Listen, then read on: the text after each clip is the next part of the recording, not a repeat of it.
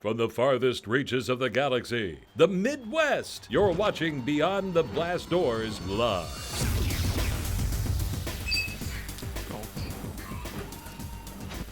No, it's this angle. Well, that's the new saber. That's the new lightsaber. There we go. That was a failed attempt. That was a little less anticlimactic. There we go. There's the blade. Okay, very cool. Can you point it at the lens, though? It doesn't really look Beyond the like Blast Doors, live episode 53 on this Sunday. Thanks for joining us. Jesse showed up with a lightsaber, a $300 lightsaber, and all we wanted to do was start it ignite. Can you point it at the lens? it doesn't look good. That's the point. It's great. Oh, you got to point it to the side a little bit? Yeah, it looks like a dude. Well, it's not every day you have a lightsaber on the show. I don't know how it works. Can you, bang it? Bang it on the table. Oh, it doesn't make a reaction sound? It does. I have to adjust the settings still. Okay, so Fine-tuning. Welcome in. We're really excited because not only did Jesse bring his new lightsaber he got from Saberforge, but he also brought his entire Jedi cosplay, and we'll let you just lay that down now. Here, I'm going to move your microphone away for just a moment so people can kind of see just all the chest action here. You look like a real Jedi. Now I'm going to swing the microphone back over. And Jordan, we actually have a graphic of Jesse that we can take in his cosplay. Can we take that full now? Worst selfie ever. Well, it's not it's a bad photo. I want to know, what's that lotion on the counter? Is that WD-40? Is that baby oil? Vaseline. Vaseline. Yeah, Where's the Kleenex? It's actually Fabric Fix. Fabric Fix for what? So I use Velcro, a lot of Velcro, industrial strength Velcro, which already has an adhesive backing to it. Okay.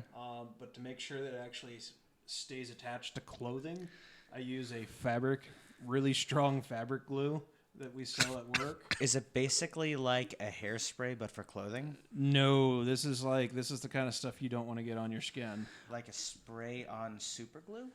No, it's in a squeeze bottle. I'm more nervous about... See, I used to be really nervous about what he would do inside that Mandalorian cosplay of his. I'm more uncomfortable about the Jedi. I got to be honest with you, Jesse. This looks really sharp. And, It still needs some fine-tuning. You see it in the photo, and it looks impressive there. But, you pop us back on camera, and I think you can tell a little bit better just how nice this is. You kind of have like a Anakin Skywalker Episode 3 vibe to you, but I like the gray on top. Jesse wants to call himself a gray Jedi, and I have stated many times on this show how I hate the term gray Jedi, but you can't deny the cosplay is legit, and this saber hilt looks pretty. I mean, it's pretty cohesive with the cosplay, and I know you want to deconstruct this thing now, or you can just leave the blade on. You want to just put the blade on? Oh, too late. You got to leave the blade on the whole time. There goes the Allen wrench. There goes the Allen wrench. The Allen wrench. That was the. If the cat comes in here, we have to get that because that's an important thing. Hey, and Paul McCartney gets his first reference in the first 5 minutes of the episode. We have a lot planned for you. Of course, we're going to talk about that Vader fan-made series from Star Wars Theory that everyone's talking about, or at least 5.8 million people are talking about, so really exciting there. That many people? Yeah, it's got tons of views. Wow, and the crazy thing about that is, and we'll get into it, $100,000 to make that one episode. He can't make any profit on that thing. It's just for the love of fandom. That's so awesome. And then we got the Obi-Wan Kenobi comic that I want to talk quite a bit about because I think it is a cool dive into Obi-Wan and Anakin's relationship. Mm-hmm. We're going to have, we're going to hear more about Leia in Episode 9, and we're hearing from the family, so that's really exciting. But I think first things first, we need to talk about Disney+. And before we go on a real talk, we will remind you that you can always follow us on Facebook, Twitter, and Instagram. That's where we're going to share these stories all week long as news comes out, whether it's from StarWars.com, whether it's from third parties. We're going to share those stories and have that conversation with you, that Star Wars conversation, on Facebook, Twitter, and Instagram. So be sure you follow us there. We'll have those stories shared, but then we'll discuss deep dive here on the live episode. So Real Talk is a segment where if it's Star Wars and you can watch it on a screen, this is where we'll talk about it. Lucasfilm is not developing Star Wars movies for Disney Plus streaming service. And keep in mind, Disney Plus is not just like Disney movies and Star Wars. We're talking about Pixar, Marvel, National Geographic. But while we have this slate up, and we finally have an image of the logo, which is exciting, but in an interview with Barron's, Disney CEO Bob Iger explained that while Disney plans to develop multiple movies per year that can be watched exclusively on Disney+, Star Wars is not immediately a part of their direct-to-streaming movie plans due to concerns about expenses. We have a quote here that I actually want to bring up right now, and this is also going to buy Jesse some time to find the button to his saber hilt. Almost every movie the studio makes is $100 million plus, and we're not looking to make movies at that level for the service. We're looking to invest significantly in television series on a per-episode business, and we're looking to make movies that are higher budget, but nothing like that. We wouldn't make a Star Wars movie for this platform when everybody goes out on the weekend and you have a movie that opens up to $200 million.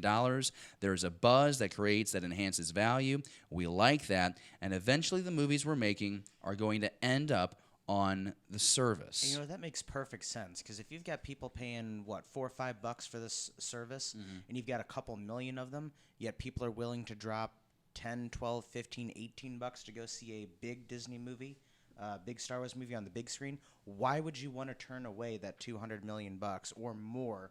Are we still looking for the button? No, you're supposed to be talking. I think you have a lot of good points. I think the important thing to talk about here, though, with this is the fact that we have, for the first time, Bob Iger confirming we are only going to have theatrical releases in the movies, in the movie theater. And I think that's really important because there was some concern for a long time that movies would be shelved to the Disney streaming service. And then we started thinking, oh, my goodness, that actually might not be a bad thing. Obi-Wan Kenobi, the standalone movies, maybe they would transition to the streaming service. Well, now what we're getting are Cassian Andor series, The Mandalorian. You're anticipating these series having hour-long episodes, and you got to think to yourself, well, those are mini movies in themselves. So if that kind of, and we think that those TV show type properties are going to have their own kind of visual storytelling elements. So let that live on the streaming service and keep those big saga epic stories on the big screen, kind of how they were intended. I mean, imagine if you would have seen the original 77 film. Well, I guess a lot of us did see it on the monitor, but I did. not being able to see them on the big screen. I mean, that's that Death Star, not Death Star, but the Star Destroyer, that iconic scene. I mean, you need a whole place rattled by that scene to really fall in love with that franchise. I mean, that's a great first moment for the series. And quite honestly, I would prefer the streaming service to have TV shows because you can put out more content. So I've got the DC universe, and one of the things I'm struggling with is that it's $9 a month, and I watch it for 2 TV shows, but they're not putting out. I mean, they're putting out a lot of content in the next year, but it's a 1-hour episode at a time, or 3 20-minute episodes per week. So I'm only getting an extra hour of content. Now they've got a whole back category of things I can watch, which has been kind of nice, but in terms of new content, so I would rather see, if I'm going to be paying for another streaming service, more frequently released content, because that will help me buy into it. Because I'm almost tempted right now, since Titans is done and they just started Young Justice Outsiders, to drop DC Universe, wait until this show's over, pick it up for a month, and then drop it again for a couple months until the next show's over. Save myself, probably half a year's worth of paying for this. So when we go to the movie theater, Jesse, we like to dress up in the cosplay, and we like to have the lightsaber activated, and we like to have the Jedi garb, and we like to take photos with the people in the cosplay. You can't do that if you release everything on the streaming service. So I have to imagine that you're pretty happy that we're still going to have that experience for many years to come of going to the theater for that new Star Wars movie. You have to have the balance. Yeah. A balance and the force. If you Oh, my goodness. Very good. Yeah, it's really what has to happen. I mean, it would be nice to see those after the fact kind of thing, they make a Boba Fett movie and maybe 2 years after it's been out or something like that, you can fire up.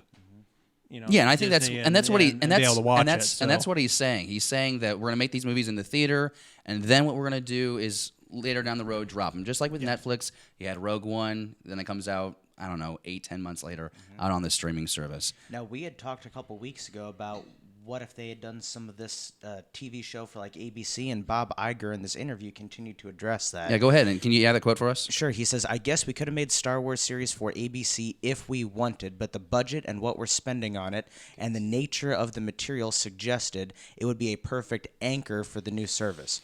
Because it's priority for the company, that needs to be reflected in the trafficking or the direction of where a lot of our content goes. There have to be some subjective decisions made on where stuff goes because we have to feed this new beast. And I like that they're taking the opportunity to think about this strategically, so they're not abandoning ABC and some of their other platforms, but they're adding this in addition to it. It just shows to you that they really know what they're doing down there. Yeah, when I think about this, Jesse, like the story I think would be compromised when it comes to ABC because there's this particular audience that you're serving, right? Yes. So you're not able to have the gore. So can you kind of explain how you would envision the difference between an ABC family Star Wars story and what we're probably going to see on the streaming service? When it comes to, I mean, you're in actual television business, so you know that there's certain things that you can't say or show on television, but, some of those barriers have been coming down. I mean, you look at like shows like The Walking Dead, which is like on AMC, and it's a very graphic show. Now, I don't think we'll ever see anything because it's just not Star Wars. You're not going to see, blood and guts, and I don't think there's been any curse words in any Star Wars movies. They like to say hell a lot. That's yeah, not really a I swear think that's word. about it. As Han Empire says, "I'll see you in hell." It's more of a travel destination. Yeah, so I think it's not something I'm worried about in regards to that. Keeping that story though is also important. A good balance. I think it'd be good to still have something for, basically if I turn the TV on. Like your everyday television, watching versus firing up a streaming service. There needs to be both there. Yeah, I totally agree with you. And I don't know. I keep going back to when George Lucas was trying to plow through his own live action series. And apparently there's 100 scripts somewhere in like the catacombs that Lucas had scripted for it. And at the time we thought it would be on like a major network. And if it would have ended up on like an ABC, I just feel like it probably would have been like a similar vibe to what you get with like Star Wars Rebels and maybe the earlier kind of Clone Wars, where it's like Diet Coke, and then maybe over time they start to push it, and it becomes a little bit more adult. Was this in the 80s or 90s that he wanted to do that? This was like in the late. I think this was like the early 2000s, man. Because like early 2000s television action wasn't overly exciting. No. Unless you were on USA with like Burn Notice and some of those other.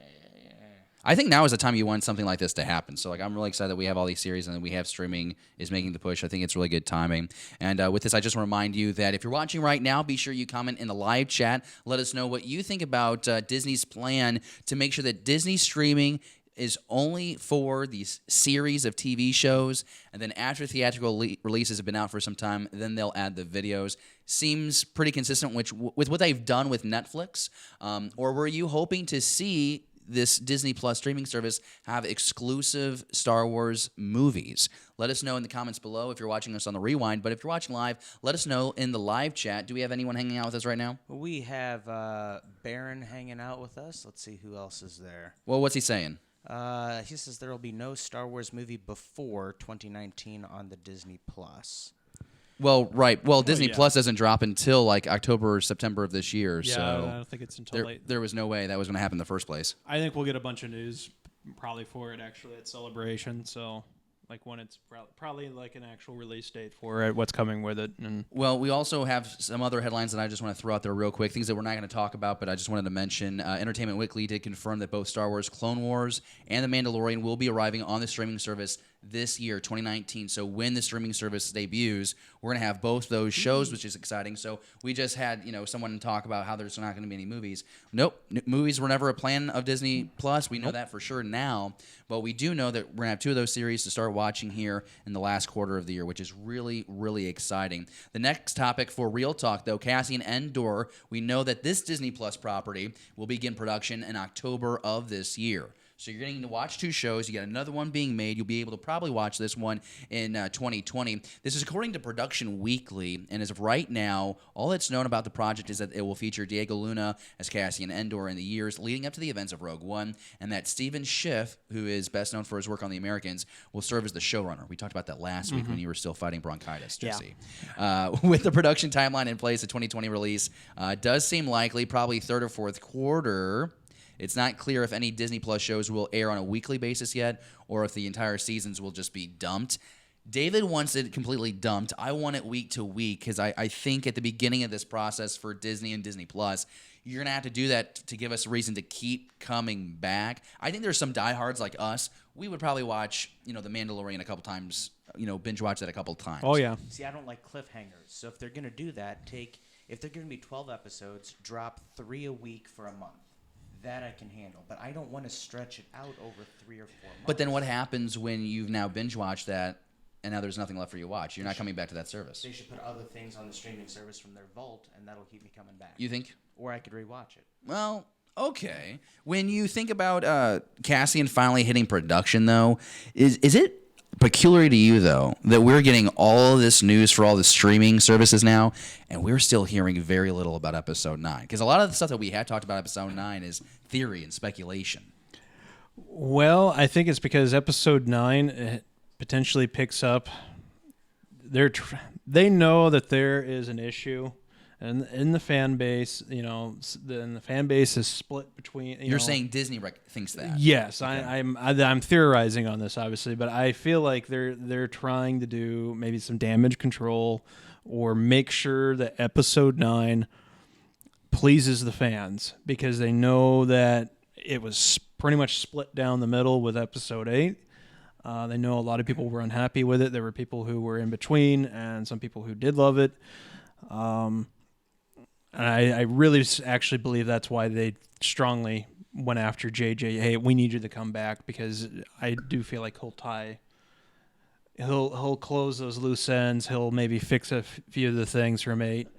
That's just my thoughts on with that, and I think they're trying to build hype. It's a strategy too. Well, right. So that's why I'm saying is it seems like they're trying to throw all these Star Wars properties at us, and it feels like the priority right now isn't that final installment of the saga film. And I guess that's what's so surprising to me is we know that Disney Plus is coming out here at the end of the year. It seems like they're putting more on a priority of that than the easy leak. I mean, there's a lot of folks that were really bummed out that we didn't get a teaser in the last year. But to be fair, we're not owed anything. They're going to give us the teaser when they decide to drop the teaser. I'm not surprised by this whatsoever, because when you have a brand new show that you're coming out with, you have a lot that you can let people speculate with. We know virtually nothing about this, and they can release set pictures and let our mind go wherever we decide we want it to go. With this Episode 9, we have a definitive end, and endings always suck. So they have to figure out how to make sure that we don't fill in the gaps for them. They want to send across a specific message. And when they did that with the last movie, they kept saying, oh, it's great. It's on the shelf 3 months early. We're ready to go. We're giving Johnson another 3 movies. And it flopped. So I think they have to take the time to focus on the other properties to give us that hope back, to renew that spirit of enthusiasm. And I think that's fine. I want to get back more on track, though, because we're actually talking about Cassian Andor, Oh. not Episode 9. So easy to go on a tangent. So, I want to stay on target here, so to say. We are excited about hearing about production, but it's just, my point was, it's surprising that we're getting all this Mandalorian news. We're getting constant updates on the Cassian Andor series. I'm assuming soon we're going to get something more with Clone Wars, because they've been hyping that, and of course just confirming that it will drop in 2019.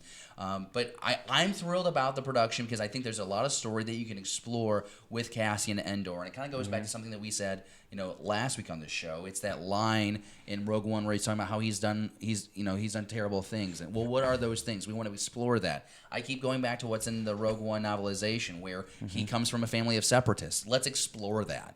What was it like to be on that side of the battle? And how does that morph and warp your mentality? How do you grow out of that? Or is it a thing where the separatist mentality isn't something to be warped out of? We just have this perception of them because we followed Poggle the Lesser and Count Dooku and these separatists. We assume that they're the bad guys. I don't know. You could kind of make the argument, I think, that the separatists are more in line with the rebellion than the Republic. I digress. I think it's exciting to see where that story goes, and I think that, Jesse, you've been kind of vocal about how you weren't necessarily the biggest fan of some of the characters in Rogue One, but there is a lot of potential with Cassian, not just his backstory, but all the new characters that we've been introduced to. You could make the argument you might see like an Enfys Nest crossover, great character that we met in Solo: A Star Wars Story. Like, it's possible. Do you think we're going to get more K2SO? Because I would love to see more K2SO. I think there's a chance, Jesse, that because it was in a single shot comic, they explained how they met, but I could see them reinventing that for the live action. I felt like Rogue One. I enjoyed all the characters actually. There was a lot of people that I work with that have watched it that were upset. Oh, they all died. Sorry, spoilers. You should have seen it by now. That's fair. That's valid. So I think really, I mean, like I like Jen Erso. She was a little. I thought the character was just slightly dry. Cassian, though, again, I mean, one of the first things we see him do is meet an informant. They get in a pickle, and he immediately shoots the guy in the back so he can make his own escape kind of thing. And I was like, man, that's kind of brutal. So, like, with this show, I want to see that darker side of the rebels. Like, I mean, obviously, that's what underneath this thing. You had factions within the rebellion, Saul Guerrero's guerrillas. That'd be kind of cool if Saul came back into the mix. Yeah, I mean, yeah, there's just so much you can do. You know, you mentioned K2, the humor. You know, that was a good, proper humor. Mm-hmm. You know, it wasn't over the top. It wasn't sitting there go, okay, I'll hold. Cassian said I had to. Alan Tudyk did really well. It was just like, I want to see that again. I would definitely love to see, you know. I want U-wings. I don't think we'll get U-wings, but I want more U-wings. I think we could. Cool. We could get. I want to go to Yavin 4 often, like on a often basis. I don't know how much Yavin I want. It depends on how recent or when they decided to choose that as a base. But I want to see like Y-wings in formation. I want to see X-wings getting upgraded. Mm-hmm. I want to see astromech droids bumping into each other because they're kind of clumsy and silly. That'd be kind of fun. That'd be kind of fun. What do you think? I mean, this is kind of an update. Production gets started later this year. It's going to be a lot of fun to see that show. Let's go to the next topic, final topic here in Real Talk on this Sunday. Glad you're with us, hanging out with us. Again, if you're just showing up, be sure you comment in the live chat. Be sure to share this live episode right now on your Facebook, Twitter, Instagram. Let's make sure we can get as many people into this live conversation as we can. Next topic here in Real Talk. This comes from our friends over at StarWarsNewsNet.com. Todd Fisher says Episode 9 will involve Leia like it was meant to be. That's the brother of the late Carrie Fisher. Speaking to ABC News, Todd Fisher said he agreed to allow Lucasfilm to make use of any archive footage of Carrie for the final installment of the Skywalker saga. He also confirmed that plans to use Episode 9 as a send-off to Leia are more extensive than previously realized. And we have a quote from him right now that we were going to share with you. He says, there's a lot of minutes of footage. I don't mean just outtakes. This is unused, new content that could be woven in the storyline. That's what's going to give everybody such a great kick. It's going to look like it was meant to be, like it was shot yesterday. We're not allowed to talk about the details of anything, but we're thrilled at what's been done. Gilbert, man, like, I like hearing from the brother, and Todd has a past of being very blunt with the media when being interviewed. Right. So I think this is like an honest take, but I just cannot buy, like, I am concerned about using footage piled up from, Force Awakens and Last Jedi to fit the story now, because it's changed so much since The Last Jedi. Abrams was not creating the story of Force Awakens knowing what Rian Johnson had planned for The Last Jedi. But there's no continual storyline. I mean, there is, but there's no story team developing this. So Abrams can do whatever he wants with whatever he has at his disposal. What I hope we don't get is like old archive stuff from like the original trilogy and have like a montage. I don't think that would be good. I don't think that's what it's going to be. I mean, it sounds like they're just taking things that they shot from Force Awakens and The Last Jedi. But like, my point is like the end, not to use the end game. The end game here is to wrap up the saga films. So you're telling me that somehow, cohesively, that scrapped footage is going to appropriately include Leia in the story? Like, I don't buy that. I want them to prove me wrong.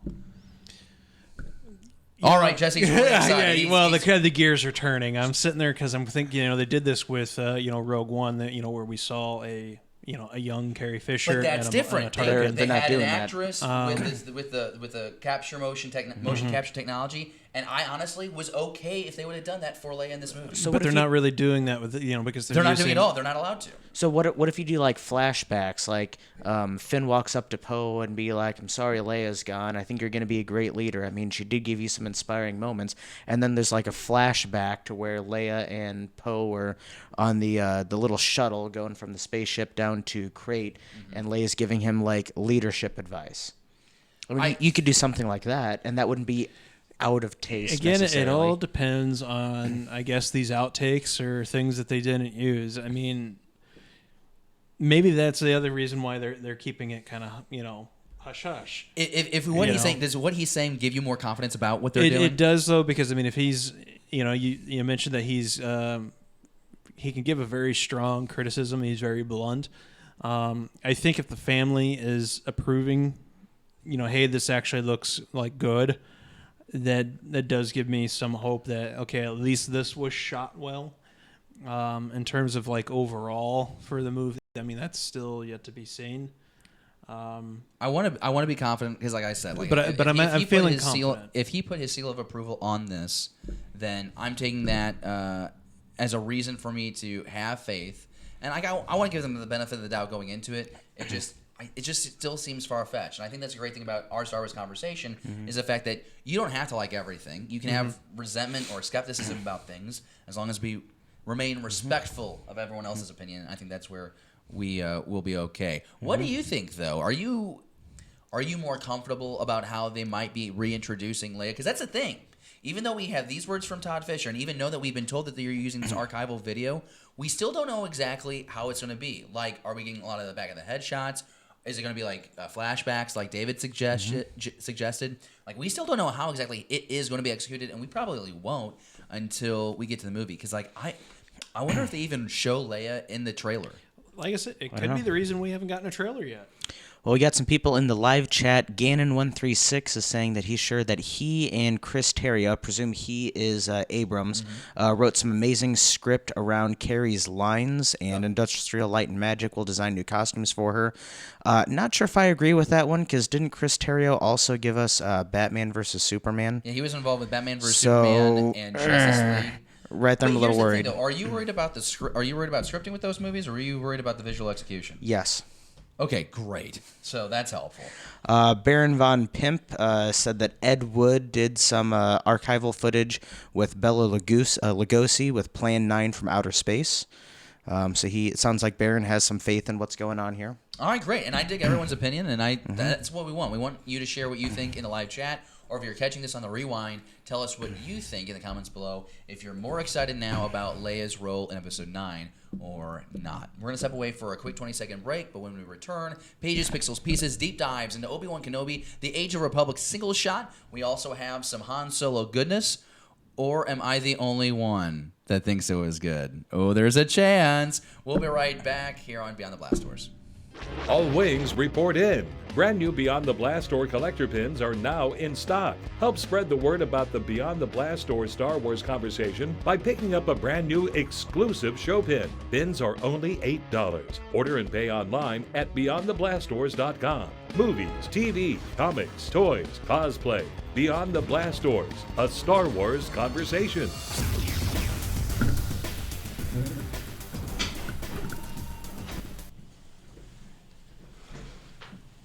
Pages, Pixels, Pieces, we're back here on Beyond the Blast Doors. I was trying to get Jesse to rotate his chair, and then he just went on the ground. It's okay. We're still looking for the hilt. Did he find the piece? He found the piece, everybody. Oh, good. Victory! It's been a rough Sunday. As you can tell, we lost the Greeble piece right at the top of the show with the lightsaber. We got really excited about it. This is the kill key. David forgot production cues. I'm sweating aggressively, but it's okay. We're having fun. But we're going to talk about Obi-Wan next, so everything's going to be better. Yes. Yeah. Because if I can't talk about Darth Vader, at least I get to talk about Obi-Wan. That's right. First things first, though. Pages, Pixels, Pieces, sponsored by our great sponsor over there at Fantasy Shop, Maplewood, Missouri. Proud to have our local comic book shop as our official sponsor. Comics, collectibles, toys, Magic the Gathering, and board games. The Fantasy Shop in St. Louis, proudly serving St. Louis since 1981. Boys, comics this week. We had Obi-Wan Kenobi. We had Imperial Cadet number 3. One was really great. The other one we're probably not going to talk a whole lot about because, frankly, that series just isn't doing it for a few of us here at the table. And by a few, I mean maybe 3. But nonetheless, again, Jodie Hauser just blows me away. I love this take. Now, she's done the Darth Maul single shot. She's done, what else has she done? She did the Qui-Gon. Is she doing all of the Age of Republics? These first ones, she's doing all of them. All 6, So or 6 or 8 of them. I'm trying to credit them. I'm trying to credit her with her great writing. So, because I said a couple weeks ago, I would love for Jodie to do a Qui-Gon ongoing series.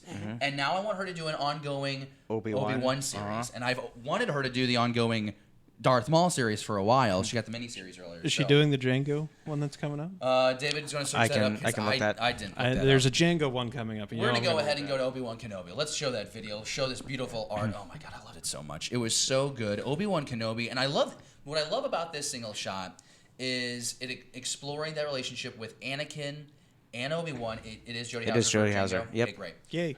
So what we experience here is kind of this conflict between a young Anakin and Obi-Wan, and this is Attack of the Clone kind of era Obi-Wan Kenobi. Anakin is still fairly young, but there's this. You're very quickly seeing that Obi-Wan kind of like overprotecting Anakin, believing that he's not ready to do certain things. You know, that's kind of pushback is what we saw in Attack of the Clones a lot. You know, Obi-Wan really kind of put Anakin in his place quite a few times early on in Attack of the Clones, and we get that here. You know, there's a trip that Obi-Wan needs to go on. He's not going to take Anakin. Yoda's like, WTF, why aren't you not taking Anakin on this thing? You know, he's more than ready. And then so it's like Obi-Wan just doesn't have the confidence. It's not so much confidence in Anakin. It's a lack of confidence in himself as a teacher. And I think he thinks like, you know, he has Qui-Gon absent. And he felt that he was going to have Qui-Gon to go to for mentorship during his first opportunity as a master to a Padawan. And I really enjoy that dynamic. And probably the most interesting scene to me was when Obi-Wan slips and I got you as an apprentice, and Anakin takes that as, oh, you got stuck with me as an apprentice. Well, he kind of did. I mean, let's be honest about it. Well, yeah. I mean, Obi-Wan didn't run hard enough and watched Maul kill Qui-Gon. Yep. But, you know... That's why cardio is important. Jesse, did you read this comic? I did. Oh, my gosh. What did you... give me a dive deep. What was your favorite moment? For me, I think the best moment on this, for an overall, I enjoyed the whole thing. The different point of views.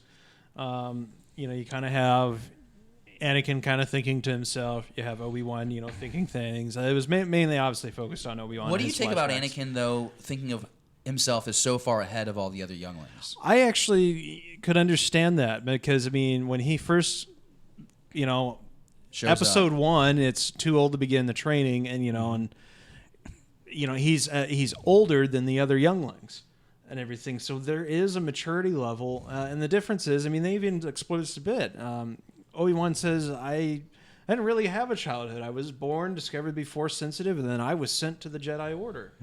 You know, like Anakin, you know, was born and lived in slavery for a number of years, so he's seen kind of the real, a lot harsh reality and everything, and that will impact an individual's maturity level and how they think, how they view things. You know, even Obi-Wan says he is learning faster than the other kids. You know, so but I think he was trying to be maybe overprotective or too cautious because he was too old. You know, and he kind of gets scorned for that by Yoda. It kind of shows an immaturity in a way. Like, he's older, so he should be more along the path, but he's frustrated because he's being held back. It's, you know, I really enjoyed this because of the different viewpoints. The artwork was spot on. I thought the writing was good. Anakin was only slightly annoying and everything compared, you know. I didn't find him annoying at all. Oh, I did. You know who really wowed me in this one, though? Who? And he was used so little was Yoda. Yep. And I like that counseling, David, that he gave to Obi-Wan. Did that work for you? Because I feel like it's somewhat reminiscent of a few scenes that we've seen in the actual saga films. I very much think it does, because if you think about it, Obi-Wan doesn't have a master anymore, and Qui-Gon's master was Count Dooku, who, you know, kind of went to the dark side, which kind of makes Yoda like great-grandpa master trainer for Obi-Wan. So to me, it just kind of makes sense that they would still have that kind of relationship. Yeah. And I like that mentoring that we get from Yoda, because then it just kind of ties his entire role in Star Wars together as the guy who is so wise and knows everything. And Obi-Wan even points it out that he thinks that Yoda's the wisest one. I like the sweet couple of panels we get when the pirates show up. So this journey that Obi-Wan has to go on to is seeing if there's really this Jedi holocron that's floating out there, ends up bringing Anakin with him, and they have to fight off these pirates. And there's this like great swashbuckling page where he's just going through. He's ignited his blue saber. He's just slashing up. It's really cool. I'm trying to think if there's anything else that we missed. I don't think there is. I thought it was funny though that like I feel like Obi-Wan has the hardest time with the planetary database for the Jedi, because like they showed it again, that iconic shot. He's not a tech guy. He's not a tech guy. It's like a Windows user trying to use a Mac. That's how it feels. Does anybody else feel like really bad as they're reading through all sorts of Star Wars comics and you see Anakin with a bunch of younglings? And you're just thinking, like, man. Yeah, they're all like 5 or 6, and he's like 12. 10 he 10 really years hated from that now, class. Oh my god. He kind of like gives him that side eye, like, in 10 years, I'm gonna kill you. Oh god, that got dark. Man. That got grim. All right, moving on. Next comic we have this week is Imperial Cadet 3. This is the Han Solo miniseries, and I'm just struggling with it because there's some times where a book has like a lot of text and a lot of story. I'm like, okay, yeah, this will be great. But then there's some times where I'm like, wow, there's just way too much, and it's moving so slow, and it feels like we're really trying to stretch this out, David. You didn't like the potatoes that he had to peel that ended up being like sentient and tried to kill him? No, didn't really quite care for that. See, my favorite part of this was the end when I knew I could stop reading it. I just wanted this so badly to be about him like flying TIE fighters. That's all I really wanted in this. And it's really just showing how he continually gets beaten down, which I guess makes sense because it's like, how do you get to that point where he is in A New Hope where he's just shooting Greedo first? You know, like how do you get to that point? You got to probably be beaten down and victimized, and you've probably been in some really tough situations that you've had to get yourself out of. But I don't know. It's just not working for me.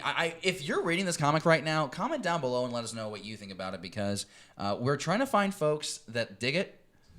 We're not finding many folks that dig it. I didn't dig it. Jesse, you didn't dig it. I'm just proud of you for reading the damn comic. Yeah, so Because a lot of times we show up on the show and it's like, hey man, did you read it? And he's like, nah, not this week, man.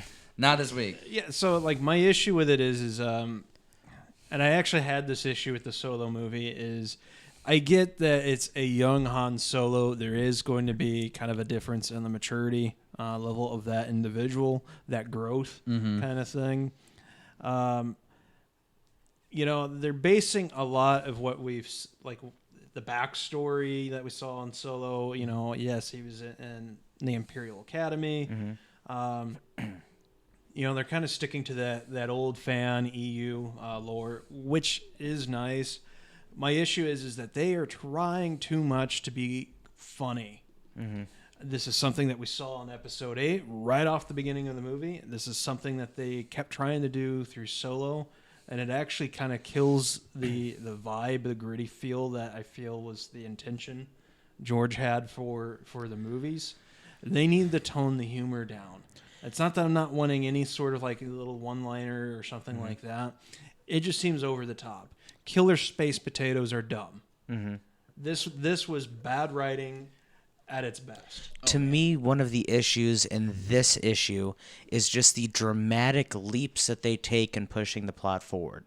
So Han's, of course, in trouble, which is why he's got to like clean stuff with his group and peel space potatoes. But somehow he knows that this freighter, this pleasure cruiser is going to be out in the middle of nowhere, and somehow he figures out how to get 5 day passes that expire in one day, and somehow, you know, how did he put this all together? Because that's not Han's MO. He's not the strategic thinker. He's the fly by the seat of his pants, how do I get out of this thing next? And for the resolution of that to be just so he can figure out if Kira is still alive, not a fan. Could have been done better. How- Could have been written better. Do we know how long this run's supposed to be? I think it's 2 more issues. it Two should? more? It should and stop then we now. don't have to talk about it anymore. I mean, I don't want to be. Still, what I don't want to do is trash talk it too much, because like there's creatives out there who pour their passion into this, and like I appreciate that so much. Is this- the story just doesn't work for me, and it doesn't sound like it works for us. Is this like Star Wars Adventures where it's geared towards kids? No, this is like a main Marvel line. The kid focused comics are usually just the IDW ones. Okay. The Star Wars Adventures, the Vader's Castle miniseries. There was something about the. What is it? Here's my question, because this is, I think, a fair test. This is a fair tool to test if a comic really works or not in the Star Wars new canon. Is it better or worse than Screaming Citadel? Is this better or worse than Mummy or Zombie Gungans and Ithorians? Is it better or worse than that? See, I don't think you're willing to say it's worse than that. So I think it's an okay Killer comic. space potatoes. I know, but you also had freaking space whales in the Rebels, and you had that one robot that Stephen Stanton voiced singing in space. Space animals make perfect sense because we saw it in Empire Strikes Back. Oh my gosh. There are 2 more left, February 13th and March 13th. All right, well there you have it, 5 issues. Remind me not to read those. Oh my gosh, you're gonna read it. I mean, I hope you read it. No, I I'll probably read it. will for the Show sake of the prep. show. But If you're reading the comic, let us know what you think down in the comments below, or if you're in the live chat, let us know what you're thinking about this series, if you will pick it up or not. David, do we have an update from the live chat? From the live chat, no, not really. We All got John Boffman joining us. Ganon136 is still here. Baron von But what are they Pimp is saying? saying- I don't- I mean- nobody's talking. Oh, well, that's exciting. Thank you, Crickets. David. That's really great. Okay, so let's go ahead and talk about our next thing on the... Do you want upcoming Star Wars comics Sure. before we get away from Yeah, comics? that's fine. So we'll have Star Wars 59, The Escape Part 4 coming out January 9th. Age of Republic Jango Fett coming out on the 9th. Star Wars Adventures, Destroyer Down number 3. Then the next week, the 16th, we'll have Age of Republic Special 1 and Star Wars Adventures number 2. If you're following the Dr. Aphra line, they'll have volume number 4 in the trade paperback this upcoming Tuesday. Thank you so much for that update. I forgot about asking you for that update. I'm glad you gave us that update. I got your back. Let's talk about Legos now. Can we? Legos. We just had a video that dropped. Actually, I did a live stream, and this was the ridiculous thumbnail that I created for that. I was literally eating Legos. I had so many Lego sets to put in the shot that I could only fit them all if I put one in my mouth. But we did that. It was a 3-hour stream. If you want to go back and see the sets that I built, go ahead and do that. I built the Republic clone tank that actually Nick Stewart, who is one of our original cast members, he bought it like 2 years ago, and we did nothing with it. So I built that thing. Had a couple battle packs on there. I'm actually really excited, and I'm going to try and pull this one off. I just built my very first buildable figure, and I'm really proud of it. oh, Yeah, I want to show this thing off because I'm going to be honest, I bashed these sets. I don't think, they're more Bionic Connect than they are Lego, and I would bash them, but I had a lot of fun putting this together. I thought it was going to be user error. I thought it was going to take me a long time to build because I'm not familiar with those building styles. Actually, it was pretty easy to assemble. I am more apt to go buy more of these now. I think there's a Darth Vader one that was out there. That doesn't do anything for me. A Clone Wars Rebels, a Clone Wars General Kenobi. I really dig it. I mean, it's not something that I would think I would play with, but I think if you were wanting to having like a display something and you wanted to assemble it, this would be a cool alternate. I thought it was kind of creative how they pulled off the blaster for Luke. The lightsaber is like not much detail, but I don't think that's what the purpose of these kind of sets are for. I think they're simpler assemblies for kids to enjoy. I mean, are they like durable? Like, can you take them, like bash them together? And Yeah, I mean, I'll let you. I mean, you can touch how firm it is. so now I'm touching Luke Skywalker on camera. This is cute. Well, it's kind of. Sorry, Mark. But that's the thing. It's like it comes out to be like a large figure size. I mean, they're almost. I'd say that's about a foot scale. I would say just from looking at it, the most impressive thing was just how well the blaster pistol.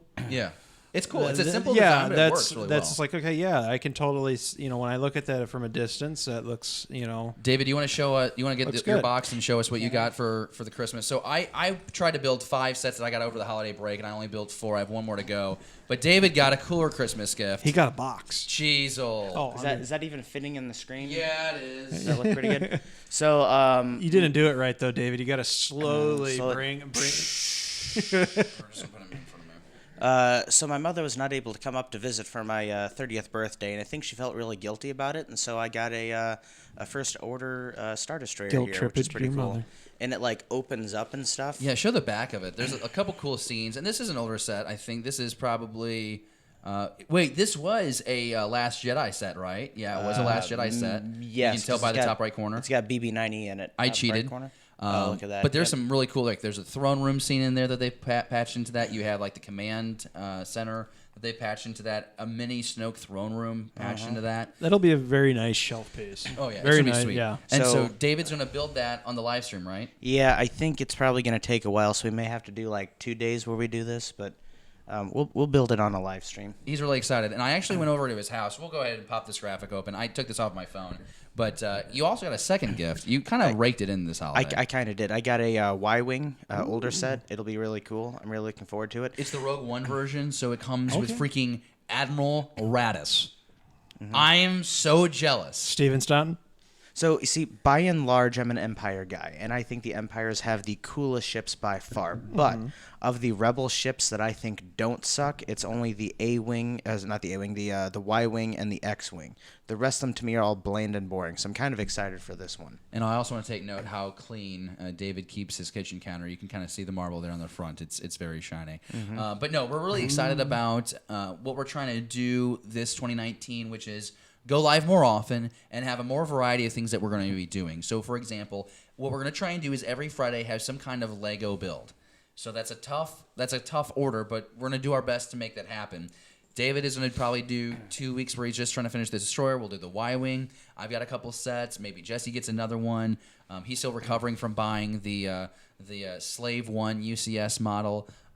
We don't all get gifted $300 worth of Lego. I'd say I'm more or less Recovering from the saber. from that. Saber. But that is some really other cool. Projects. Do you like take that to bed with you? It was funny because I got this one in the midst of having three bronchitis. And I did actually like fall asleep in bed with because I'd been kind of messing Excessive. with it. Some Yeah. people keep a baseball bat to protect themselves. You keep your lightsaber. But the thing is that without the blade in here, if like you turn this on, this actually it has a setting to where you can do it like it Pulsates. and everything. But it's like it blinks like really fast, and it's like one of those tactical like. Or it throbs. This is a LED. family show. Maybe we should change the topic. I'm just using my vocabulary. The point is if I set it to the right thing, I'm pretty certain I could give somebody a seizure because of the flashing light. Yeah, it's a really nice flashlight. And it's like really, flashlight, David. Flashlight. and this thing is freaking bright. Like I made the mistake of like, I wonder what this look like because it's got a decorative blade plug in it. And I was like, I wonder what that looks like with it. And I totally blinded myself for probably a good hour. So the point is we're going to do a lot of Lego live streams, and we're also going to have a cosplay video coming out here in the very near future with Jesse where he's going to break down a little bit more about his Jedi costume that he's wearing right now and the saber that he just bought from Saber Forge. So really excited about that. and an upcoming project. And an upcoming project that is Unannounced. It will be its own series, and we've gotten another request to finish our how to build a lightsaber for under $20. We've had like 3 people comment on that video. It's only been a year and a half. We're going to show you how to build them at some point. Was that all 3 of those comments from David Gilbert? No, it was just like people who've actually been following that video for like a year and a half. It will happen. We're promise. disappointing them. Oh, is this our lightsaber build on the live chat? Yeah. I just moved my bag with the receipt dated from like a year and a half. Actually, now it's like 2 calendar years ago, like 18 months ago. Oh, Hey, do you play video games? Because that's what we're going to talk about next. Battlefront 2 has another update for January. There's one that I'm like kind of okay with, like it's whatever. But then the real update here is the fact that we're going to play as Dooku in Battlefront 2. Really excited for that opportunity to play. Count Dooku, rumored as one, like not rumored, but like he's considered one of the best swordsmen in the Star Wars galaxy, and you kind of get that from the uniqueness of his saber hilt, the refined form that he uses in battle. And then the other update is Coruscant guards for the clone troopers. So Jesse, you're kind of our host with the most when it comes to Battlefront 2. So I'm sure you're excited about another Clone Wars skin, but I feel like you're leaning more towards the excitement of playing as Dooku. It's pretty cool to get another obviously villain to play or hero, depending on your point of view. Right. What would his force abilities you think be? Well, I think he'll have some sort of a saber move. I think potentially he might have a lightning. Because he does use, lightning in Attack of the Clones. He also uses lightning in Revenge of the Sith. It would be. I don't remember him using lightning in Revenge of the Sith, but I think it would be cool if he did use it. I think he'd have something there. I don't think it'll be like a lot of lightning moves because that kind of takes away from Palpatine in the game. I want him to have an alternate move where it's called like bailout or something, or like runaway, where you hit whatever on a combination. speeder and just runs off. Like you can call up the speeder and he just zooms away. Probably won't happen, And, but it's a nice thought. it only has 1 speed, and that speed is just about 25 feet beyond your blaster point. Like it's kind of like that. Yeah, like a lot of people don't realize He shouldn't have survived Attack of Clones. That's my point. Okay, I'm done. A lot of people don't realize that, like during this, like the holiday months and everything, most of your game companies, they're kind of nice. They actually take basically almost the whole month of December off in terms of like development and everything. Like if it's an online game, they're just basically making sure the servers stay up. So this January update is actually relatively small. They have teased. I mean, we still have Anakin coming, 501st Clone Trooper appearances, and they've been talking about a large-scale game mode that's coming that involves taking down capital ships. So, I mean, that's all they've said right now. I think we'll probably get a little bit more of that towards the end of the month. And definitely probably in February we'll get some more news concerning the updates. Are you still spending a lot of time playing this game out of curiosity? Because I know like you have other games you like to play, like World of Warcraft and the Spider-Man game. Yeah, I've actually gone through, Fallout. replayed the campaign a couple times, which if you still haven't picked this game up, they actually had, it was on sale.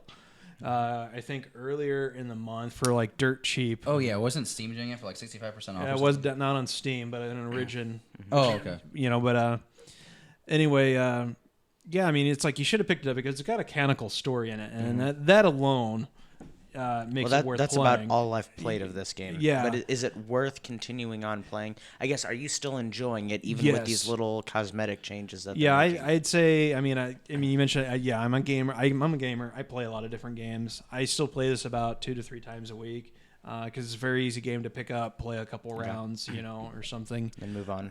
Yeah, I mean, and they're introducing new stuff, and I think it's really impressive that they've stuck to their guns and trying to, bring stuff to this game. The DLC is cool, but for me, I'd want to see like another release of story. So we had the initial campaign, and then they dropped a little bit more. Mm-hmm. I'm ready for. And more it was story. a cliffhanger too. I mean, I'll say I don't want to spoil it because it is just an overall great story. But even like there's small like expansion of that main story ended with somewhat of a cliffhanger, and I want to see them add to that. What I'm worried about is that we're not going to see like a real addition to the story until after this contract with EA wraps up, because we got to find out, I guess, is EA going to get re-upped, or is Lucasfilm, is Disney going to go a different direction with this? Because I think if there's one clear mistake since there's been this purchase of Lucasfilm, it's the fact that dissolving LucasArts was a mistake, because we're just not generating that consumer content, all those fun stories, and it seems like it was a mistake. So speaking of older stories, when Steam did have their sale a couple weeks ago that we talked about, did you guys end up making poor decisions like I did? I already have a majority of those games, so I made those poor decisions, but great decisions a couple years ago. So which ones did you get? I've never played Knights of the Old Republic, so I picked up 1 and 2. Nice. I picked up The Force Unleashed, the first one. I haven't played it since I was in college. I haven't played any of them because I also downloaded Command & Conquer Red Alert 3, and I love that game, so I've been playing a heck of a lot of that. Very cool. I should have done that. I should have gotten Knights of the Old Republic, because I used to play that on the Xbox when it first came out, and I'd love to have that on It's PC. a great game. Is it's still available, I guess, for Steam, just not for the discount? Yeah, I can look it up and see how much it All right, is. you look that up. Do you know what that has in that game? What? A Grey Jedi. Oh my God. This segment brought to you by our friends over at the Fantasy Shop in Maplewood, Missouri, proudly serving the St. Louis area since 1981. Proud to have our local comic book shop as our official sponsor. Comics, collectibles, toys, Magic the Gathering, and board games. The Fantasy Shop in St. Louis, proudly serving this podcast as well for many months and hopefully many years to come. Stash it or blast it. The next topic, or next segment rather, in our show. We got 3 in here. That Zero Clue of the Week. That's kind of our tagline for these. Our first, Stash It or Blast It. Here we go. Jedi Master Luke Skywalker will return in the flesh and blood in Episode 9. Jesse? If it's written well, I'll stash it. Wow, that's such a cop-out. David? I'm going to blast it because that weakens his sacrifice at the end of the last movie. I'm going to blast it just because the only thing I can see this working would be going back to Worlds Between Worlds, and I don't think they're going to bring that in to Episode 9. I feel like that just clouds that movie up even more. We've talked about it before. 2.5 hours, got to wrap it up. Will we see Snoke pre-injuries in Episode 9? David? No. Oh, okay, great. So he's going to blast it. Jesse? Blast it. I'm going to blast it. I don't really need to see Snoke pre-injury. I'm going to say stash it. I think there's a chance that we get a flashback in Kylo's mind during meditation to where he is being abused, like mentally or like spiritually by Snoke. Which injuries? Like his weird The crack facial in ones. his head? All of them. All the of them. Okay, facial all of ones, them. his body curmudgeon. Keep in mind, too, like Snoke in Last Jedi isn't exactly the Snoke that we saw in Force Awakens. There were some cosmetic differences there. I was more intimidated by Snoke in Force Awakens than I was in Last Jedi. He has a big tongue. Wonder how many wives he had. All right, hey, next. What's the next one? Oh, here's one. I forgot to write this one down. The Knights of Ren will start Episode 9, cueing a space battle. This is the last for Stash It or Blast It with zero clue of the week. Jesse? I'll stash it because I'd like to actually see that come back since it was teased and hinted at in Force Awakens. David, we won the Knights of Ren really badly. Why not start the movie with them? I'm gonna blast it because that should be a Disney Plus streaming service television program. I'm going to say stash it because why the heck not? I can't believe you want to wait. You want to wait until... I don't want bad content. I will be happy to wait if I get a good story. How are you going to I mean, how many of them were there? Like 5 more? 6, 7? So now we're 6. going to add like another 6 bad guys that you got to kill. Either they're going to be weak and worthless, or they're going to be like mysterious creatures like the Ring Wraiths and Lord of the Rings, or, you know, you're not going to be able to flush them out. Well, that's actually our blast. Basically, what happens is we find fan theories from basically one source, and we decide if we like them or not, and usually we think they're hot garbage. All right, cool. So Stay on Target is the next segment of our show, rolling right along here. We have the new fan film from Star Wars Theory. Darth Vader is on the path to face an old enemy. This is Shards of the Past, Episode 1. This is, to me, well above average. This is exceptional fan storytelling. Star Wars Theory is a YouTuber that's been around for years. He's got like 1.3 million subscribers. He's kind of always been diving into lore. And he fronts his money, $100,000, gets some friends together, and puts together an 16-minute first episode. And that's all we have right now is a first episode. And I thought it was really exceptional. Jesse, David, we've all watched it. I think you gotta enjoy just, here's a great look, a unique look, Vader post Revenge of the Sith. I thought it was fascinating. Overall, I did enjoy the fan film. I have a hard time with fan films that do center on like important characters like Darth Vader and everything. When it comes to that was done really well. The effects and most of the costuming looked great. One of my complaints concerning costuming, makeup was actually Palpatine. Sorry, Star Wars Theory, but like Palpatine is a very tough character, I think, to do. I just think like it's And maybe if they would have shadowed his face more or like not shown his face, it would have sold me a little bit more. maybe I just think maybe you're being a little too critical because it's maybe. a fan film. It's $100,000 of his own money that he can't make profit off of. This is just for fun. If True. I handed you $100,000, I don't think you could give me that. My point is that this is top of the line fan film. I mean, it's going to have its issues. I'm still giving this an A+. What about that You scene? know? The scene here when he's getting blaster bolts from the clones and he's freezing them all in air. Was that too? If you say this is a fan film, it's gonna have a little bit of a fan fiction vibe. But I like the fact of seeing a young, ruthless Vader owning those clone troopers. See, it's interesting because you just mentioned the only scene in this 12-minute video that I did not like. Thought that was a little excessive. Well, here's my problem. I hate when they give people really cool powers when they go back in time, but then you never see them do that in the future. Like R2-D2, he has to like flop off of the sailing barge in Return of the Jedi, yet in the prequels he's got these really cool little flippy out, Boosters. boosters. I don't like that. So like I love that because we've seen Kylo Ren do that. Where he freezes the bolts in place, and I think that's really cool. But to me, it doesn't make sense that Vader does that in this if they're trying to do a younger Vader, because he doesn't do that anywhere in the future. But so you mentioned the one thing that I did not like, but I absolutely love this. I love the ruthless Vader. I love the ruthless Palpatine. I love the fights between them, the Force lightning, the effects. I thought it was great. I want to see the next part. Yeah, I would too. Yeah. And there was an episode 2 on the way. He's mentioned that, and I'll dive into those details real quick. But I do want to mention though, because I didn't really set this up all that well. This the premise of the episode is that Vader is haunted by the death of Padme, and he's obsessed with overthrowing the Emperor. So Vader heads to Naboo to confront some Jedi that has taken a residence on that planet, and so the Jedi is obviously knows who Vader really is, and so they're attempting to draw out Vader.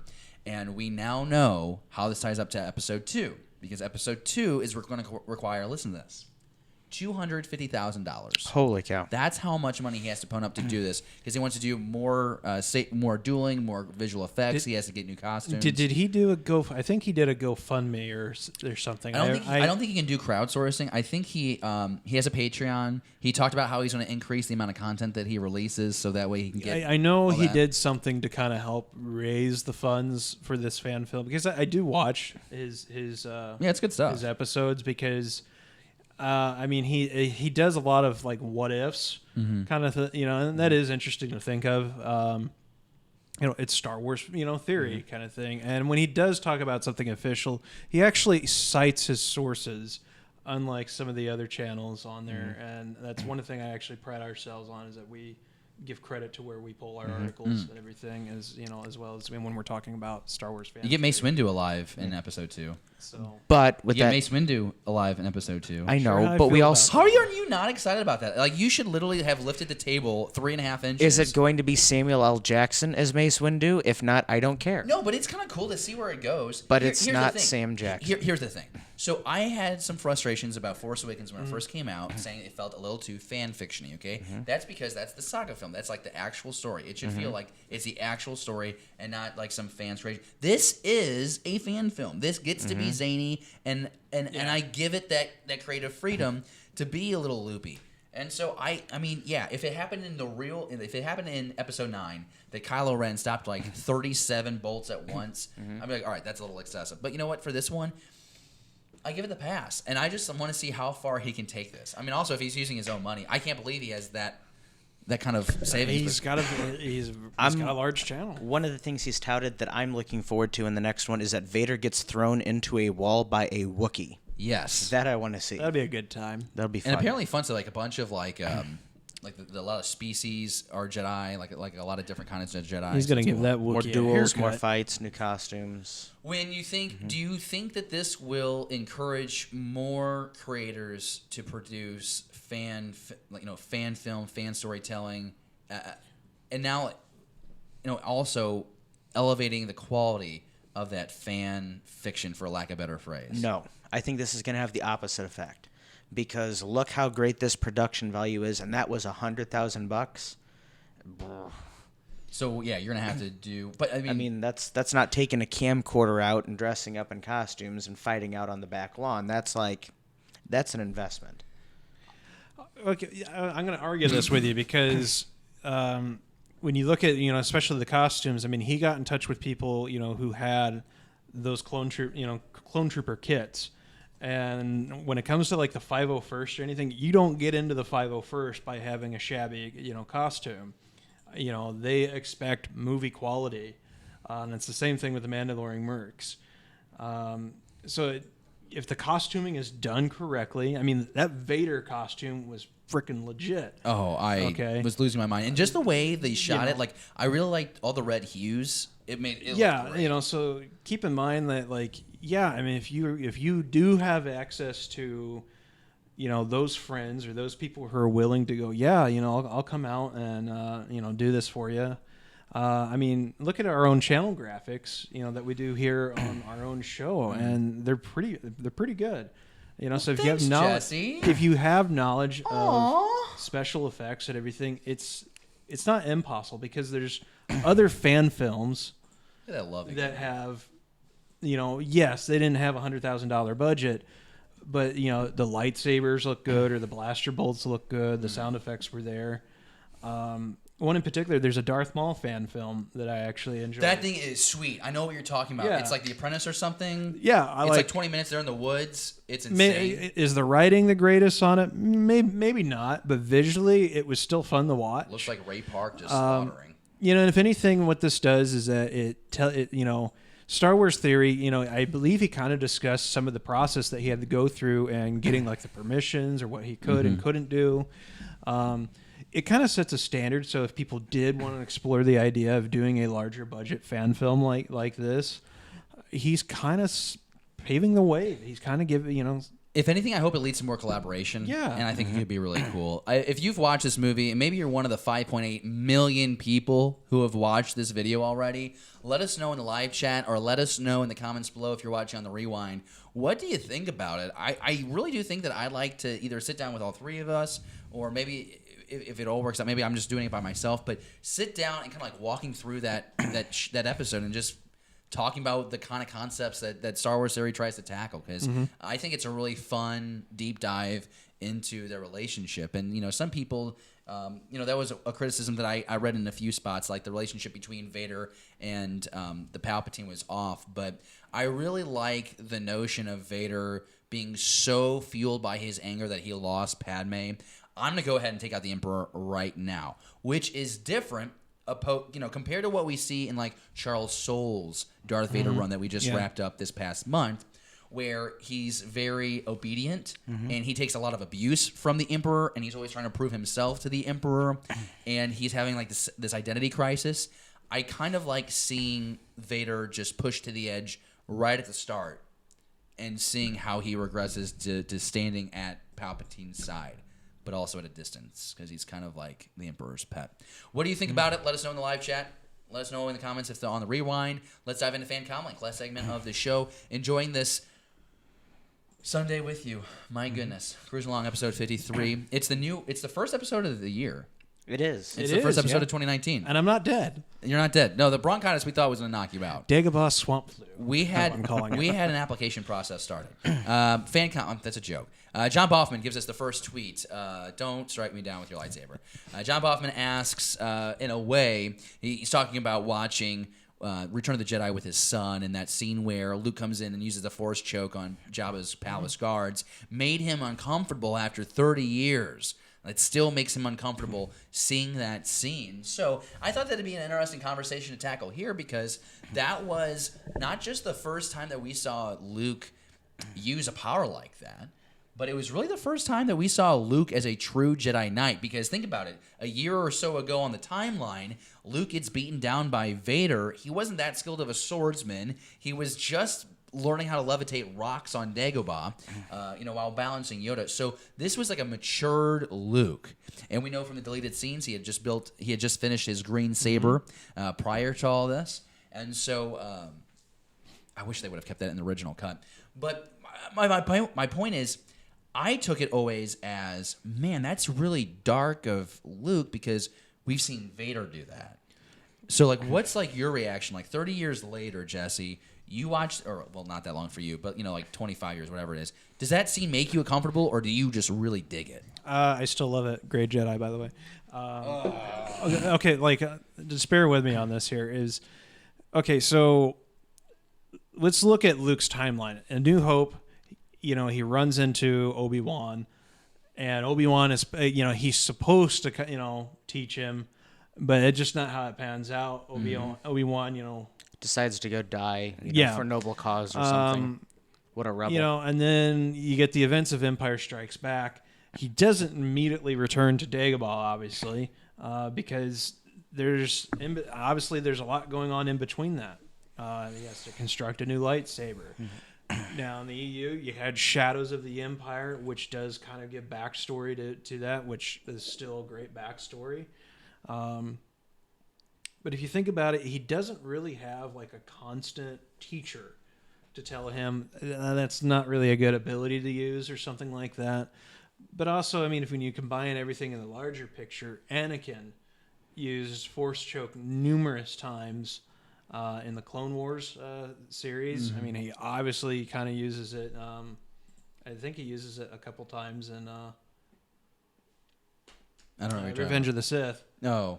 But he's kind of on that brink where I guess he is kind of dark side. Well, yeah, he used it on Padme. That's kind of like how he killed her. I like it because it's kind of a reflection on who his father is, right? So Luke uses it. Yeah. And it's kind of a dark side thing. He's all in black. Guess who used it 2 movies ago? Vader dressed up all in black. Mm-hmm. But David, Does it make you uncomfortable? No, it doesn't, because I don't like to think that he killed the guards. I more like to think that he just like knocked them out. No, they're dead. You think they're dead? They're I absolutely don't dead. actually think that. I never thought they killed him. I don't think think they killed he him. choked him, had the tongue receded in the throat, and then they gagged on their own vomit and died. I think he just like asphyxiated them until they passed out. And he's like, "Good night, have a mint." Yeah, I kind of think that he didn't kill him. He either put him in the sleeper hold kind of thing with the Force, or if anything, it was just, you don't want to mess with me, get out of the way. A lot of people get on these tangents that there's good Force moves and bad Force moves, and I don't believe that. I think it's all about how you use it. Yeah, it's all about intent, right? Like, Well, you yeah. can't tell me that, like, the generator goes out and you decide to use a little Force lightning as, a Jedi to get that kick started back up. You're not, like, frying somebody in their, Well, again, best it's suit. because we see Vader choke and kill a lot of people. Palpatine Palpatine is Right. very prominent with lightning, so I think people associate those Force abilities with dark side users. Again, so far, freezing a laser bolt, we've only seen Kylo do that, who's obviously definitely tinkering with the dark side of the Force.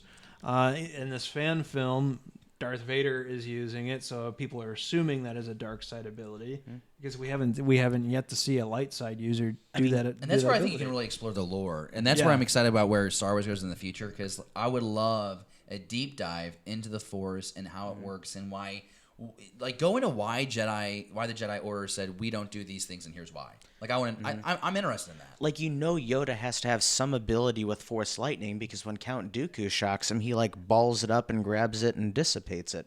So you wouldn't be able to do that if you didn't know how to control the Force lightning. Yeah, there seems to be like some understanding there, right? Yeah. I To me, I there really is. like the scene in the Force choke because it further entices my desire to see Luke dark side. George Lucas originally wanted Luke to go to the dark side in Return of the Jedi, and they decided it was best not to do that. Well, George was basically told, we're not going to do that. But for all the years since the first time I saw Return of the Jedi, in between seeing, The Force Awakens, because I mentioned, one of my hopes was, I want Luke experimenting with Sith alchemy, and I want him to be toying around with those powers, and that's his research to try and find balance with the Force. And then that would ultimately lead him to understanding that balance of the Force is achieved differently. It's not by possession by one person of light and dark. So that has always been a thing for me. And to see Luke coming into the all black, this is a tough looking dude. This is a refined Jedi Knight. Like, that just really excites me, and lets my imagination go crazy, and just what are the kind of adventures that kind of Luke had, which we also get a taste of with the campaign story in Battlefront 2. You get around looking for artifacts with Luke, and it's just cool to see him in his early 30 prime. Well, again, it all kind of. He has this craving for knowledge. Obviously, there's a reason. I don't want to spoil it because so many people have not played the Battlefront 2, but like. Do it.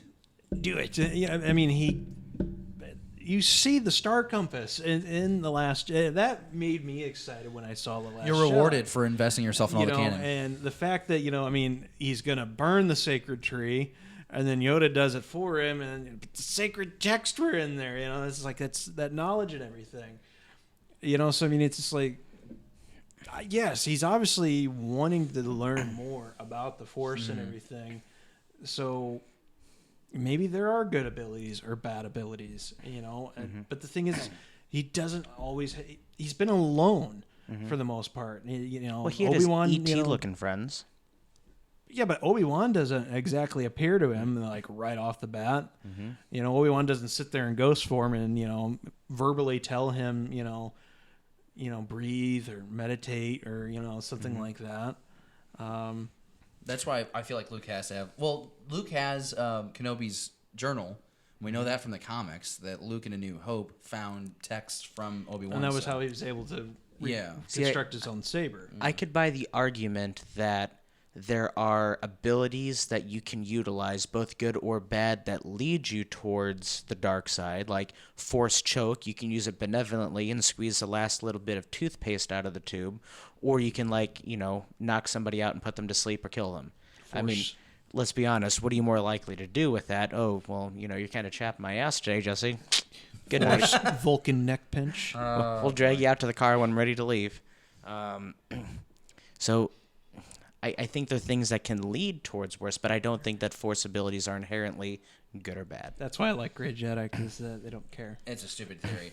As far as Grey Jedi is concerned, but I will tell you that if they ever do another re-edit of the Return of the Jedi, they better not take out that Force choke, because we all freaking love it. What do you think about the Force choke? Does it make you uncomfortable, or was that kind of scary the first time you saw it? Have you come to love that scene as you've gotten older? Let us know in the comments below, or in the live chat if you're joining us live. And let's go ahead check live Twitter. We're gonna do this for the first time ever. We're gonna just check live Twitter. We're just gonna stay up here on camera, and we're gonna see what we got. Well, we got one fan comment question from the live chat from YouTube. Okay. And it's another John Boffman question. Okay. And I don't think it popped up on your screen. So I tried to put it in the show notes. But it says, what do we think about Dave Filoni's Christmas tweet?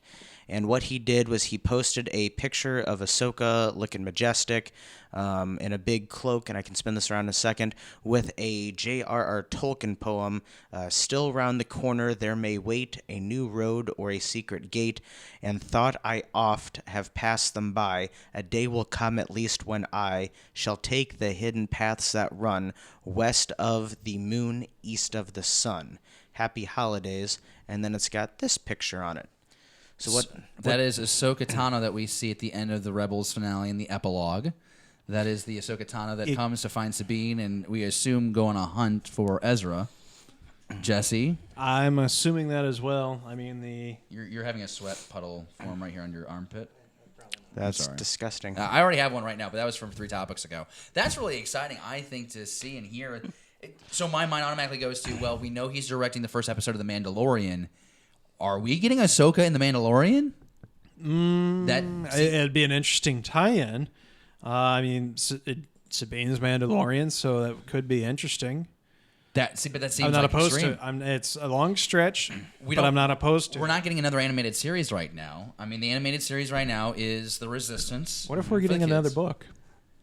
Another Ahsoka book? Oh, that's possible, too. I wonder if E.K. Johnson would be doing a follow-up. We know that she has a Padme novel dropping this year, so that's a possibility. I just think it was a nice little fan service. I don't think there's anything more to read into it. No, there's intent here. You think? I think there's intent here. There's always intent with Dave. Dave doesn't just go on Twitter and just randomly do that. Like, he's messing with us. I mean, he wore the Ahsoka Lives t-shirt kind of thing, and, well, Ahsoka lives. Yeah, I mean, this I think there's something magical happening, and that excites me. I think he's taking trolling lessons from Mark Hamill. I don't want to get excited for the Mandalorian seeing Ahsoka. Like, my expectation is still that I'm not going to see her. Yeah. But that would be insane. I just wonder who would be the actress to play Ahsoka Tano, because I don't know if you have Ashley Eckstein or not. I'll do it. You'd be Ahsoka? You would make the second worst Ahsoka after Danny DeVito. After Danny DeVito, wow. Wow. Okay. Well, thank you for the quandary. Thanks for letting us know about that, John. So, Nemesis Prime asks, what do you guys think will be the next ongoing comic series now that Vader and Poe are at an end? Dig it. And Nemesis Prime, by the way, is part of the 3 Men in a Basement YouTube channel. They sent us an AOK, comic AOK the other day, and I did a live stream opening that up. They sent us some Forces of Destiny comics.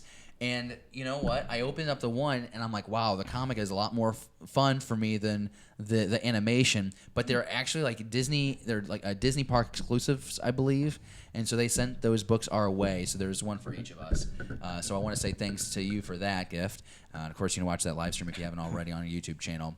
The next ongoing comic series, I'm going to be honest, I'm surprised that we're going to hit Star Wars 59 next week. I'm kind of surprised that series has gone on as long as it has, and I'm curious to know if that will hit 100. So that's what kind of makes... I wanted to start with that because, first, I'm surprised that has gone on so long. We've had 2 successful Vader runs of 25 issues. Poe has wrapped up, both Charles Soule properties. I would love for there to be let's go back now 1,000 or 2,000 years on the canon timeline with Charles Soule and explore that time period where maybe Momin was more relevant. That would be cool. That would be fun. And that would be something new because a lot of Star Wars fans keep saying, we want new stories, we want new characters, new spots on the timeline. Okay, well, let's throw it back. We haven't really established much in that old Republic era, and let's play around with the Sith Lord. Yeah, I could dig it. Do you buy that? Yeah, I could dig it.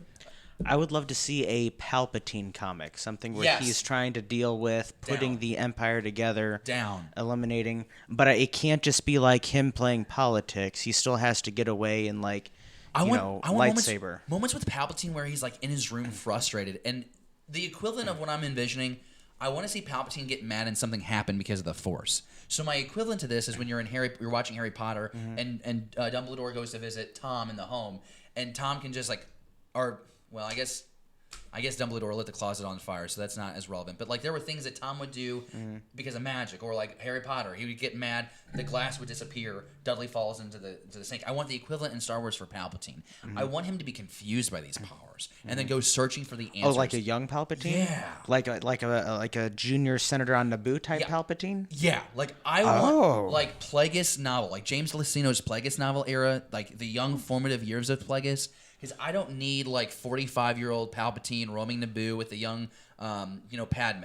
I don't need that. We might get bits of that in the Padme novel. Especially if there's a romantic scene in a grass prairie field between Palpatine and. That's gross. But you know what? Like, how does Plagueis like find Palpatine? We know how in the novel, but that's not canon anymore. So how are we going to do it? And I think that's more exciting. Yep. That. Our friend Discovery Bay Comics in live chat says Kylo ? Super inquisitively. I think that's a total possibility after episode 9, because I think that there is so much story that they have no idea about. And I think if you did a Kylo thing, like that would be cool, I guess. I'd rather see it happen between 8 and 9, because I just, there's really no that time that passes. It's like 3 days that passes between 7 and 8. So I like it, like post Last Jedi and how he gears up for the end in 9, or throw it back and let's go with like Luke Skywalker and Ben Skywalker, or Ben Solo on adventures, and they're touring. And now you're seeing that, how does Luke approach being a mentor to a young Ben Solo? I think you're right. If they do something like that, it needs to take place after episode 9, because that way, kind of, you don't really have any story clashing. What I would like to see is, obviously, Kylo Ren does not love his father, obviously. But I mean, he's just like, Rey's like, you had a father, and he's like, you didn't know him like I did. I want to know what caused him to not like his dad. Yeah. I'm curious about that. Possible other comics, and you're gonna be like, oh, of course. I would actually, and we're getting a one shot with Jango. I would actually like to see a Jango Fett comic. I believe there was a book at one point in time. Talk to me after the single shot that comes out next week, and I might be on board with you. But I don't think Jango. But I also want a Boba Fett one too. So I think Boba Fett's more realistic. I think obviously that's what I would want. But again, as a comic noob, I'm enjoying the one shots for sure. They've been spot on. We talked about my dislike of Imperial Cadet. It's good tinder for your fireplace. I think there's clearly we've picked out like a lot of options. Yeah. But I'm okay with finding a center character and then building it around them. Poe is fun, but the Poe run was arguably a Black Squadron ongoing series. So I guess that's where I'm at. I really like your Plagueis idea, but I also like throwing it back on the canon timeline. Anything else? The Junkman, at that Junkman, said about 45 minutes ago, sometime between 1977 and 2015, it became a thing that you need to be trained to use the Force. Those the Force was strong in, like Luke in A New Hope, could use it. Sure, training made you better. Talking Force using, not being a Jedi. He blames the EU. So I guess he's trying to make a statement that at some point we kind of went from this. Certain people can use the Force. It just may be unruly, and now... Was that a tweet to us, or are you just reading people's random tweets now? I don't know how to use Twitter. I think you're just reading random tweets. But because this Hailey Steinfeld woman tells us to go see the Bumblebee movie, and I'm pretty sure that's not something that we're interested in. Yeah, he's just reading the news. Okay, feed. so how do I get to things that were tweeted at us? I think at this point, though, we're done, though, because we've gone an hour, and that was a lot of fun. Glad we could take some of those live Twitter questions. We'll, of course, throw some out, of course, next week. And you can always tweet us those questions using the hashtag Beyond the Blast Doors. Episode 53 was an absolute blast. So thankful that you could join us. Here's what's coming up this week. We're going to have a cosplay video with Jesse breaking down his costume and new Saber Forge lightsaber, or a full review of that saber is moments away from being recorded and maybe days away from you getting to see it. So we're really excited about that. LEGO live stream this Friday. It's going to be Friday afternoon. We'll push out a time on Facebook, Twitter, and Instagram about what those times will look like. And maybe there's a few other goodies that will be out and about. We're not quite sure. There's a couple of surprises that we're working on. We've had a couple folks join our Star Wars conversation from like an editor writing perspective. Oh, that's fun. And so there might be a really cool surprise dropping on like Thursday or Friday on the channel. So be on the lookout for that. But as always, want to remind you, find us on Facebook, Twitter, and Instagram, the social media. Be the first to know when we have new videos, when we find new news, maybe breaking news. That's always fun. And I always want to remind you that this show is sponsored by the good folks over at the Fantasy Shop in Maplewood, Missouri. Proud to have our local comic book shop as our official sponsor. Comics, collectibles, toys, Magic the Gathering. It's all there. They have everything. The Fantasy Shop, St. Louis, proudly serving St. Louis since 1981. Episode 53 in the books. We'll see you back here next Sunday, 10 p.m. Central. We're going to throw the closing doors. We're going to get out of here. Thank you so much for being part of our Star Wars conversation. We do this just because we like sharing these moments with you. We love talking Star Wars. It's the best thing ever. May the Force be with you. Have a great rest of your week. Oh my gosh. So much to do. So little time. We'll see you soon.